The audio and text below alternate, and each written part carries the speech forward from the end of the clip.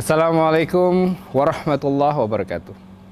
Alhamdulillah, assalatu wassalamu ala rasulillah wa ala alihi wa ashabihi wa mawala. Jamaah sekalian, semoga Allah subhanahu wa ta'ala merahmati kita semuanya. Alhamdulillah jamaah sekalian, semoga Allah subhanahu wa ta'ala dengan kehidupan ini memberikan kita menjadi golongan orang-orang yang beruntung. Dan disebutkan di dalam Al-Quran, A'udzubillahi minasyaitonirrajim. Ayat yang sering kita bacakan terkait golongan orang-orang yang beruntung. Seluruh aspek kehidupan ini jamaah sekalian dibagi atas dua golongan. Kalau tidak beruntung maka merugi. Wal asr, demi masa, demi waktu. Innal insana lafi khusr. Sesungguhnya manusia itu seluruhnya berada di atas kerugian. Maka Allah kemudian menyebutkan illalladzina amanu, kecuali yang pertama, orang-orang yang beriman kepada Allah Subhanahu wa ta'ala. Dan keimanan seorang hamba kepada Allah Subhanahu wa ta'ala dilihat sebagai atau dilihat sejauh mana dia mengenal hakikat tentang Rabb-Nya Allah Subhanahu wa ta'ala. Dan keimanan tersebut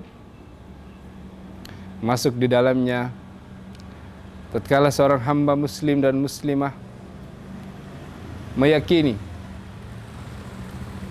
Allah Subhanahu wa ta'ala satu-satunya sesembahan yang berhak untuk disembah. Dalam segala kehidupannya dia meyakini hanya Allah tempat dia bergantung, tempat dia bersandar, tempat dia menyerahkan segala problematika kehidupannya. Kemudian ciri yang kedua, wa amilis shalihat.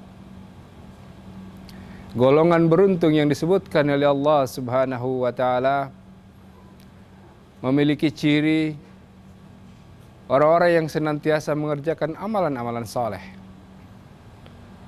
Dan amalan saleh tersebut adalah amalan yang dibangun di atas ilmu, tuntunan syariat.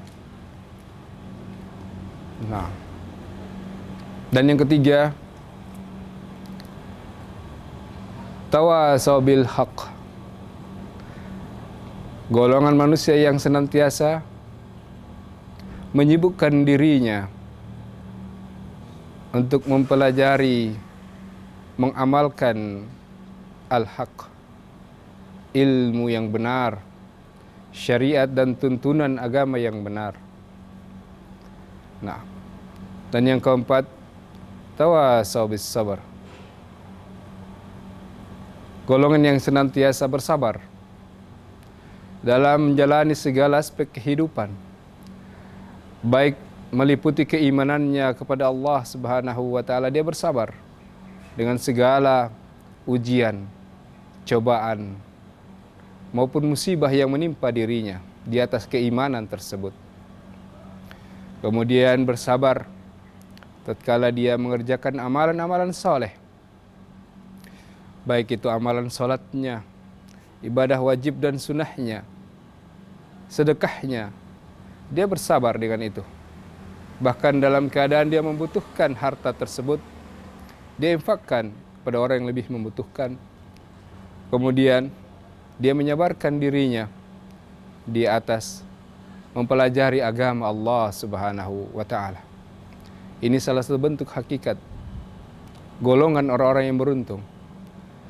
Sebagaimana disebutkan juga oleh Al-Imam Asy-Syafi'i rahimahullahu ta'ala, laula ma anzalallah illa hadhihi surah lakafathum, atau kama qala. Berkata Imam Asy-Syafi'i mengomentari ayat tersebut, Seandainya Allah Subhanahu wa taala tidak lagi menurunkan ayat surah yang lain kecuali surah ini, yaitu wal asr tadi, maka sudah cukup bagi manusia. Karena kenapa, jemaah sekalian? Karena di dalamnya mengandung dua golongan manusia. Golongan yang beruntung dan golongan yang merugi. Semua aspek kehidupan kita, jemaah, dari paginya, siangnya, malamnya, seluruhnya manusia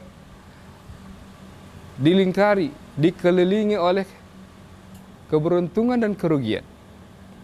Maka seorang hamba muslim dan muslimah, tatkala dia menginginkan dirinya masuk ke dalam golongan orang yang beruntung, hendaknya dia melihat surah ini yang sering kita baca ini.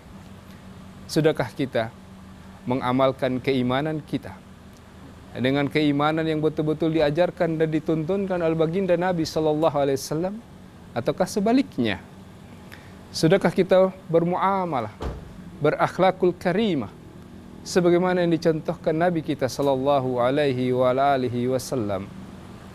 Jamaah sekalian, seluruh kehidupan kita ini adalah transaksi kita kepada Allah Subhanahu wa taala. Ada golongan yang bertransaksi kepada Allah dan dia akan mendapatkan hasil ke dalam golongan orang-orang yang beruntung. Dan ada golongan manusia dan tatkala dia hidup di dunia ini, dia bertransaksi dengan Allah dan pada akhir kehidupannya dia mendapatkan hasil yang merugi. Maka hadirin sekalian, hendaklah kita betul-betul cerdas dalam menjalani berbagai tantangan kehidupan ini. Apakah kita masuk ke dalam golongan yang pertama atau yang kedua? Golongan yang beruntung ataukah bahkan menjadi golongan yang merugi? Maka marilah jamaah sekalian, hadirin sekalian, kita bermuhasabah diri kita. Sudah sejauh mana kita memotivasi diri kita untuk kembali menjadi hamba-hamba Allah yang beruntung di dunia dan di akhirat. Hadirin sekalian, setiap dari kita punya masalah, problematika kehidupan. Maka sebaik-baik golongan manusia yang mengembalikan problematika tersebut kepada tuntunan Allah Subhanahu wa taala dan Rasulnya sallallahu alaihi wasallam. Sebab Allah Subhanahu wa taala menyebutkan di dalam Al-Qur'an, a'udzubillahi minasyaitonir rajim. Ya ayyuhalladzina amanu in tanaza'tum fi syai'in farudduhu ila Allahi wa rasulih in kuntum tu'minuna billahi wal yaumil akhir. Wahai orang-orang beriman, jika kalian mendapati satu masalah kehidupan atau masalah yang kalian dapati dalam kehidupan kalian ini, apapun masalahnya, masalah yang menyangkut pekerjaan, menyangkut rumah tangga, menyangkut hubungan bertetangga, berbangsa, maka kembalikan seluruhnya kepada Allah Subhanahu wa taala dan Rasulnya. Itu jika kalian betul-betul menjadi golongan orang-orang yang beriman kepada Allah dan hari akhirat. Dan momentum muhasabah diri kita, hadirin sekalian, hendaknya menjadi satu kekuatan pada niat kita untuk segera menuju keridhaan Allah Subhanahu wa taala. Wa anibu ila rabbikum wa aslimulah. Rabb kita Allah Subhanahu wa taala memerintahkan kepada kita seluruhnya untuk kembalilah kalian wahai anak Adam kepada Rabb kalian yang telah menciptakan kalian. Wa aslimulah, berserah dirilah kalian, pasrahlah kalian, terimalah semua keputusan yang Allah tetapkan kepada kalian dengan sebenar-benar penerimaan.